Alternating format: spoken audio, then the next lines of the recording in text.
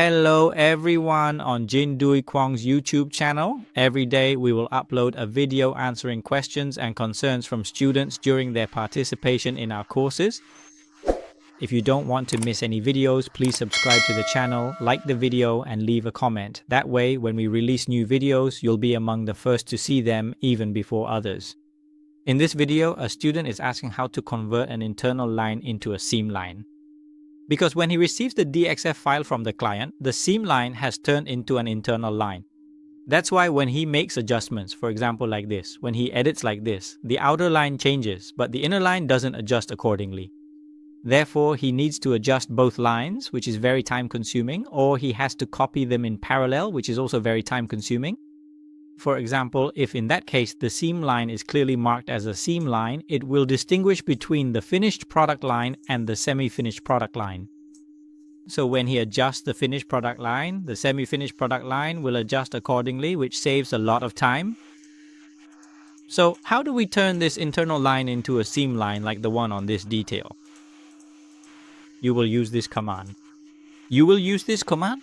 Here you will go to Advanced. You will go to the Generate command.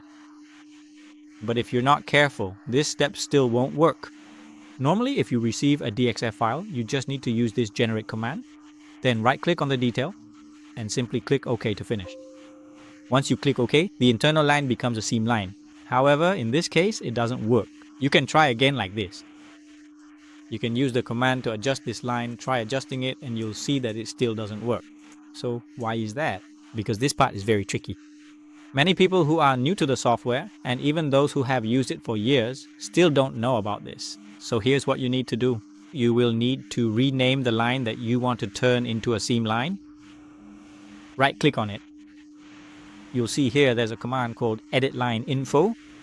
Click on this line and you'll see it.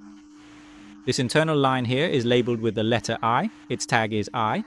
But if you want to turn it into a seam line, you have to change its label to S. If you want to edit multiple lines at once, you can select more lines. That's it. Then you simply type right here and click Apply and then click OK. At this point, whenever you use the Generate command, it will actually work correctly for you. Right-click on the detail and that's it. So now when you make adjustments, for example, you edit this line, the inner line will automatically adjust accordingly, and this way it saves you a lot of time. I guarantee that many people who have used Gerber for years still don't know about this command. So you can refer to this tip. Wishing you success in practicing. See you again in the next sharing sessions.